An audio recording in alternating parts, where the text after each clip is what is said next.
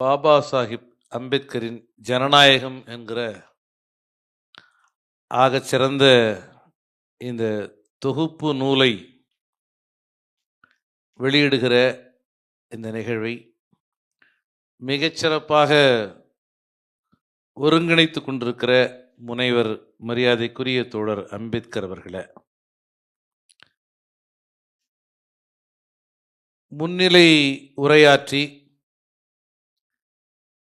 நீலம் பதிப்பகத்தின் வரலாற்று முக்கியத்துவம் வாய்ந்த பணிகளை விளக்கி உரையாற்றி விடைபெற்று சென்றிருக்கிற என் நெஞ்சம் நிறைந்த ஆளுமை அருமை தோழர் வாசுகி பாஸ்கர் அவர்களே, இந்த நிகழ்விலே கலந்து கொண்டு சிறப்பு பிரதிகளை பெறுவதற்கு இசைவளித்து ஏதோ ஒரு காரணத்தால் வர முடியாமல் இருக்கிற வழக்கறிஞர் பத்மநாபன் அவர்களே, மரியாதைக்குரிய முனைவர், சட்டமன்ற களத்தில் எனக்கு பேராசிரியராய் இருந்து வழிநடத்தி கொண்டிருக்கிற சமூக நீதி கண்காணிப்பு குழுவினுடைய உறுப்பினர் அண்ணன் தேவதாஸ் அவர்களே, மரியாதைக்குரிய தோழர், நாங்கள் எல்லாம் பார்த்து வியந்த இன்னமும் படித்து கொண்டிருக்கிற தத்துவம், களப்பணி, அர்ப்பணிப்பு ஆகிய சொற்களுக்கு இலக்கணமாக விளங்கி கொண்டிருக்கிற மார்க்சிஸ்ட் கம்யூனிஸ்ட் கட்சியினுடைய மூத்த தலைவர் தோழர் டி.கே. ரங்கராஜன் அவர்களே,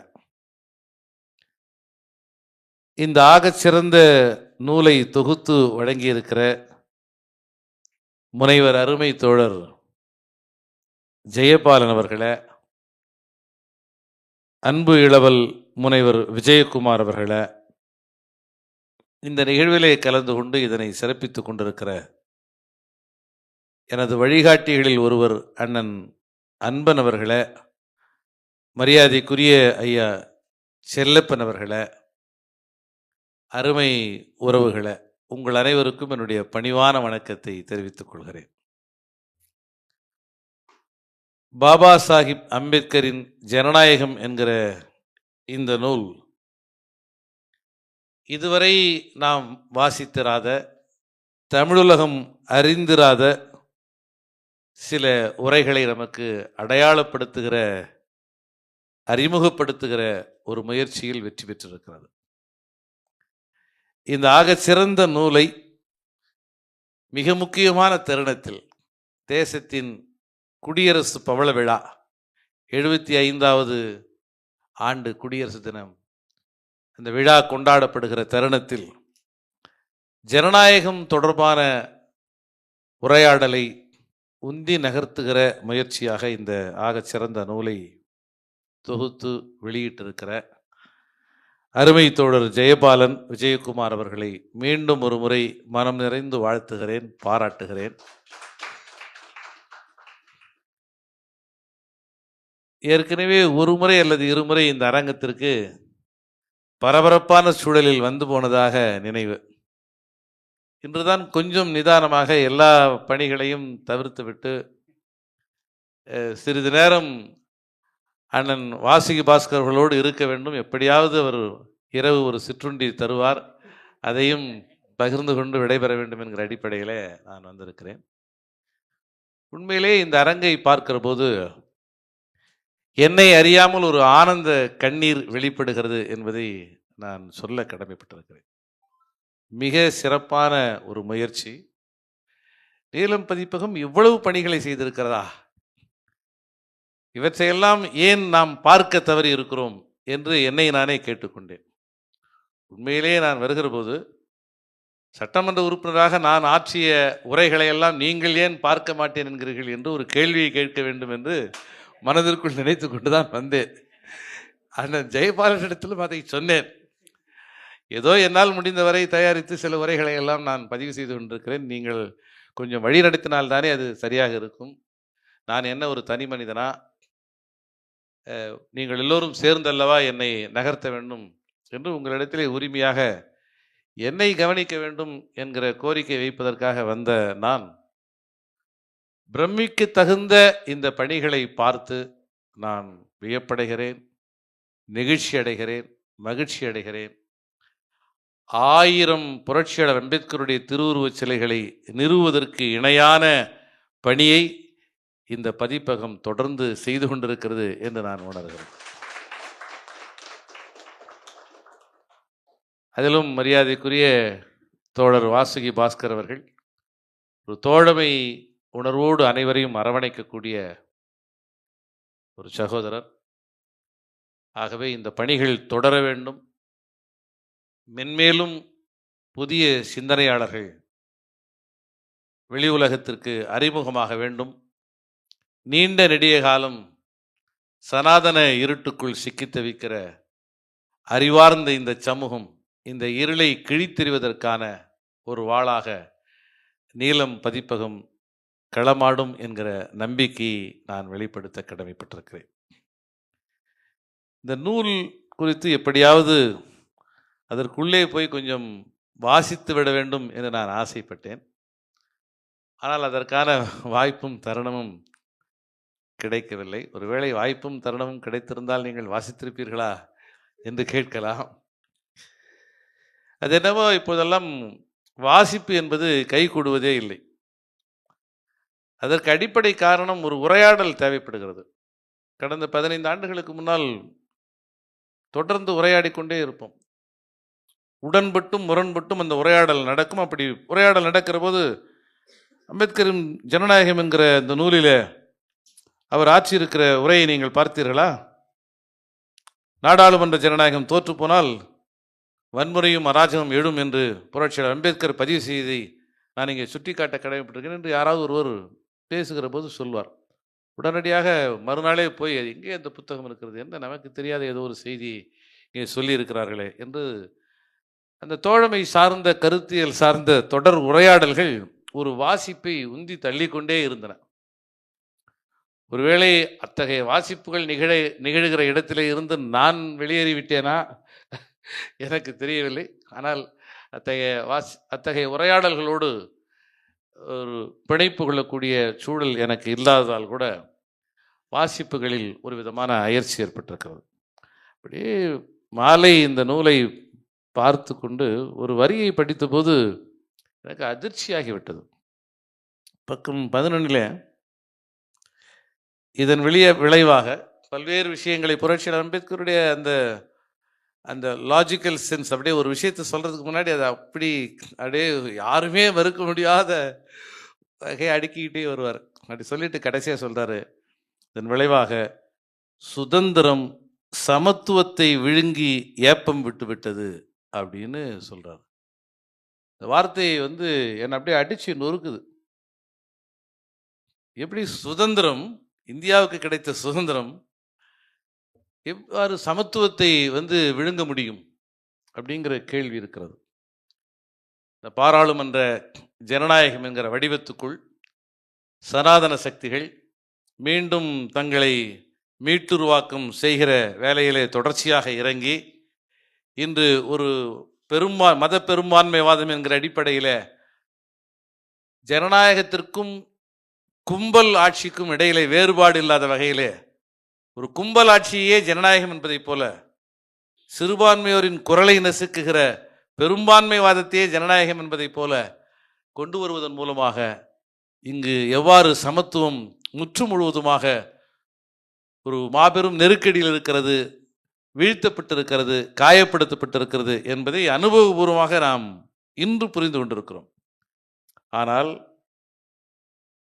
75 ஆண்டுகளுக்கு முன்னதாக அல்லது 70 ஆண்டுகளுக்கு முன்னதாக புரட்சியாளர் அம்பேத்கர் இந்த வார்த்தைகளை சொல்ல முடிந்திருக்கிறது என்று சொன்னால் இது மிக ஆழமானது, மிக கூர்மையானது.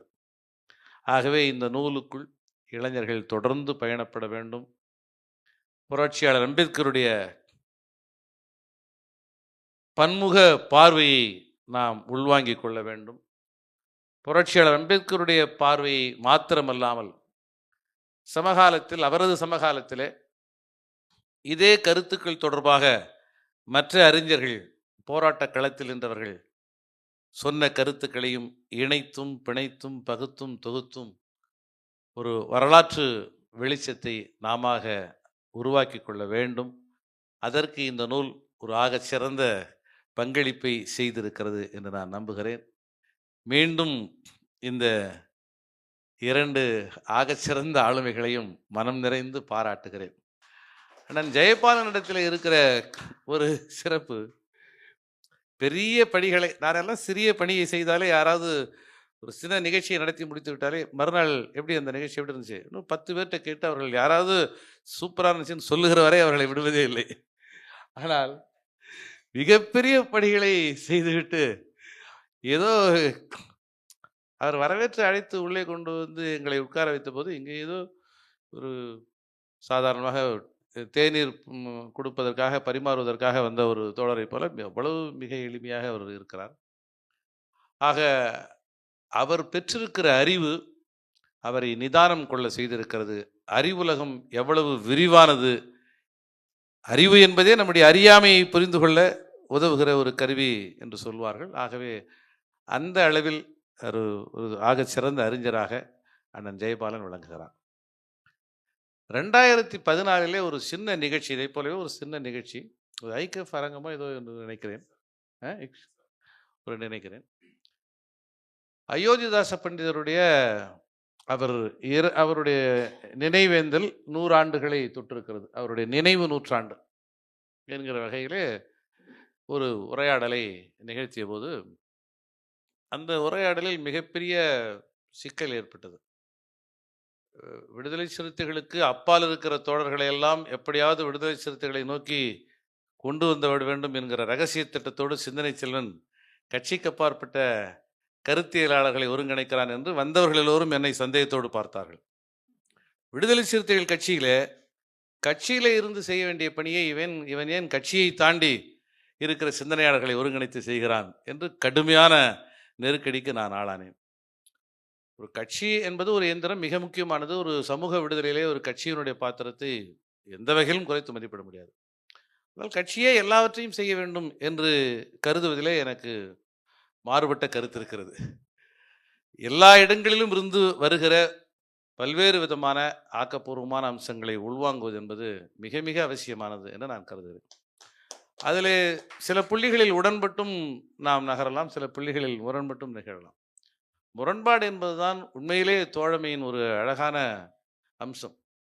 சிறு சிறு முரண்பாடுகள் இருக்க வேண்டும். அண்ணன் வாசுகி பாஸ்கருக்கும் எனக்கும் இடையிலே இருக்கிற தோழமை எவ்வளவு சிறப்பானதோ அதை போலவே எனக்கும் அவருக்கும் இடையில இருக்கிற இடைவெளி அதை விட சிறப்பானது.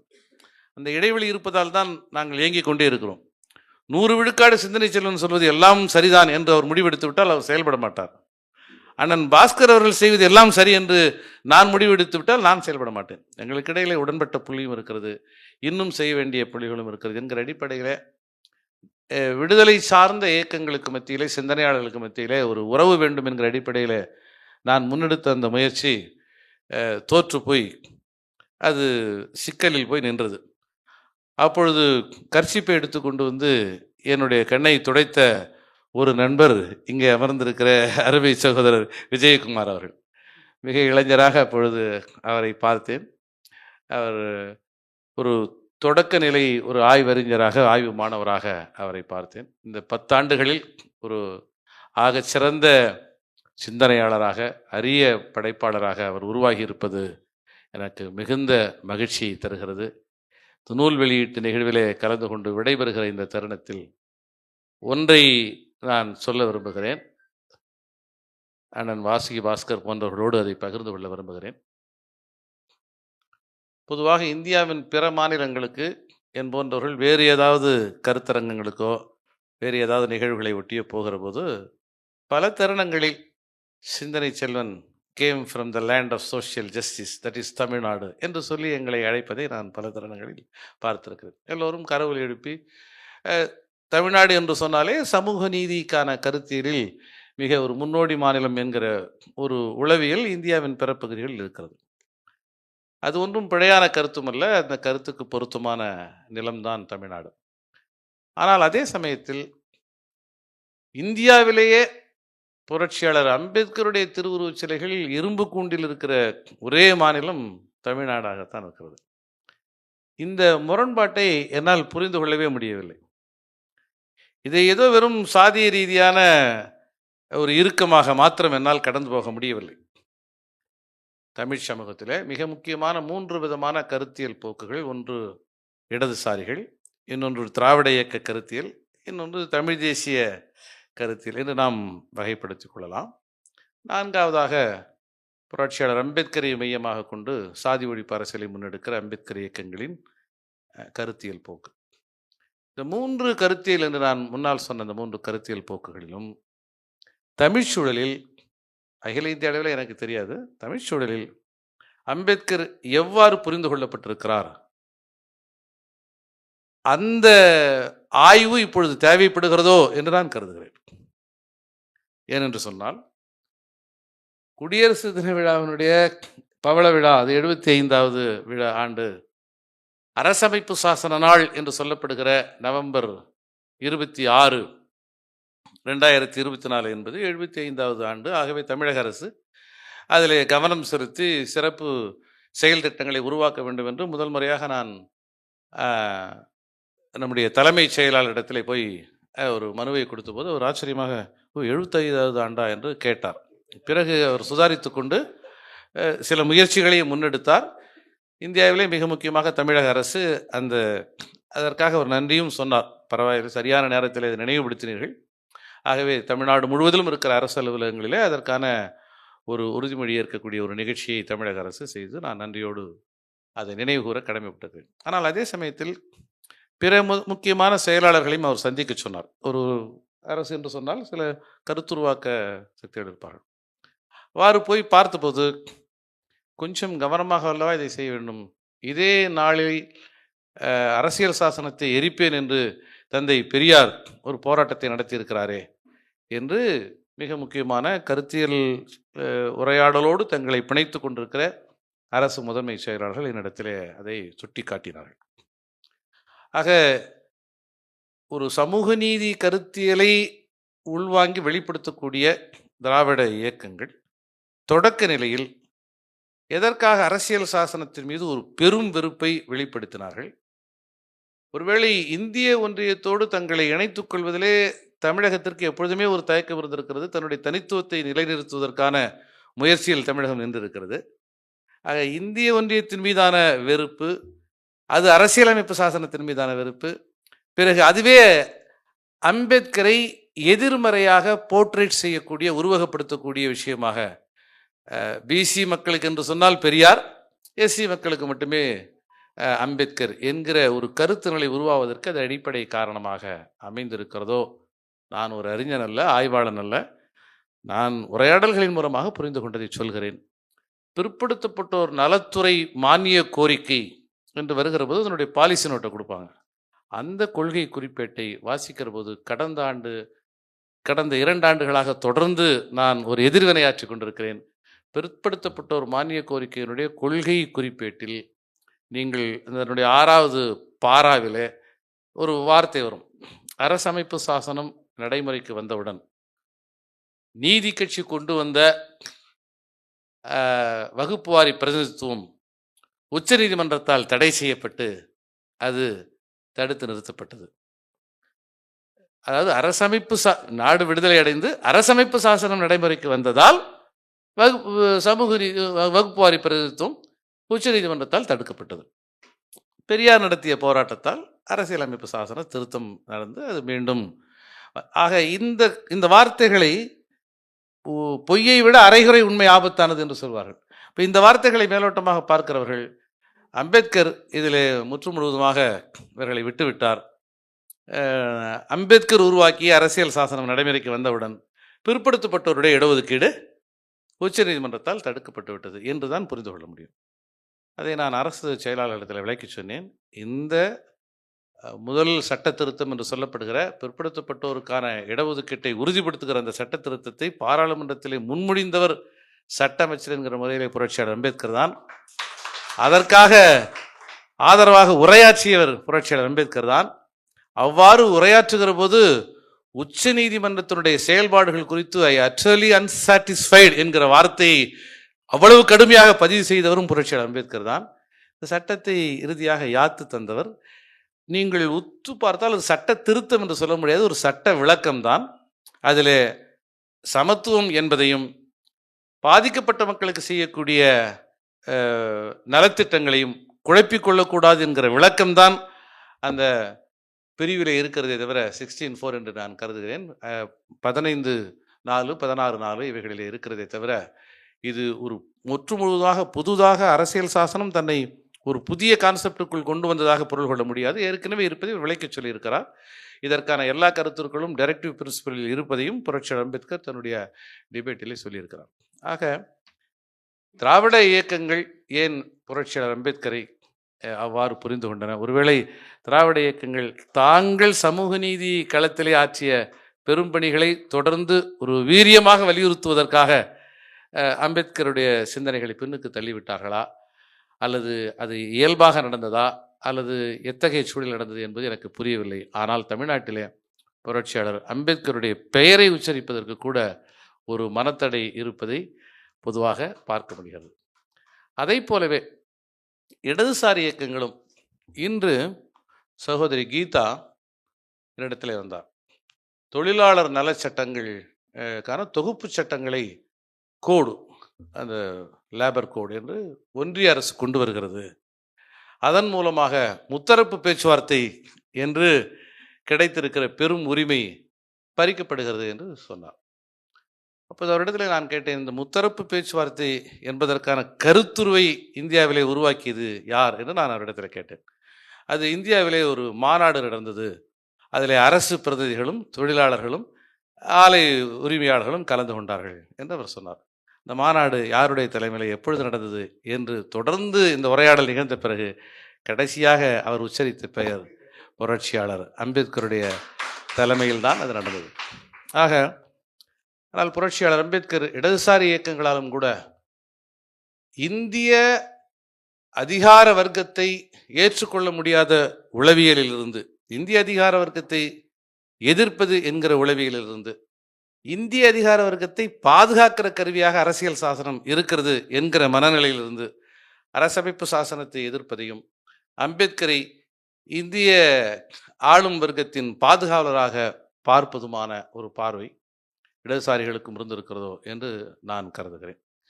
இது ஒரு ஆழமான ஆய்வறிஞனுடைய கருத்தாக கருத வேண்டாம். ஒரு இன்று வரை தெருக்களிலே புரட்சியாளர் அம்பேத்கருடைய திருவுருவச் சிலைகள் இரும்பு குண்டிலே இருக்கிறது. இது குறித்து தொடர்ந்து வருத்தப்படுகிற, பலமுறை சட்டமன்றத்திலே சொல்லுகிற, இன்று காலையில் கூட மாண்புமை தமிழக முதல்வரை பார்த்தபோது, அண்ணா 75வது பவள விழாவிலாவது புரட்சியாளர் அம்பேத்கருடைய திருவுருவச் சிலைகளை போர்த்தி இருக்கிற இரும்பு குண்டுகளை அகற்றுவதற்கான வழியை நாம் செய்ய வேண்டும். புரட்சியாளர் அம்பேத்கருடைய மணிமண்டபத்திலே குடியரசு பவள விழா ஒரு கருத்தரங்க கூடம் கட்டியெழுப்பப்பட வேண்டும் என்கிற கோரிக்கையை முன்வைத்தவன் என்கிற அடிப்படையிலே இதை நான் சொல்ல கடமைப்பட்டிருக்கிறேன். இவையெல்லாம் எதிர்நிலையில் இருந்து நான் முன்வைக்கிற விமர்சனங்கள் அல்ல, தோழமை சார்ந்த தாகத்திலிருந்து வெளிப்படுபவை. எனது விடுதலை பயணத்தை வழிநடத்துவதிலே இடதுசாரி இயக்க சிந்தனையாளர்களுக்கும் கள போராளிகளுக்கும் திராவிட இயக்க போக்கில் இருந்த சிந்தனையாளர்களுக்கும் ஒரு மாபெரும் பங்களிப்பு இருந்தது என்பதை மறுத்துவிட முடியாது. ஆகவே தமிழ் சூழலில் புரட்சியாளர் அம்பேத்கர் என்கிற அடையாளத்தின் மீதான உள்மன படிமங்களில் பதிந்திருக்கிற வன்மத்திற்கான காரணத்தை கண்டறிந்து அதை நீக்குவதற்கான மருந்தையும் நீலம் பதிப்பகமும் எனக்கு எதிரே இருக்கிற இளம் ஆய்வாளர்களும் முன்னெடுக்க வேண்டும் என கேட்டு விடைபெறுகிறேன். நன்றி, வணக்கம்.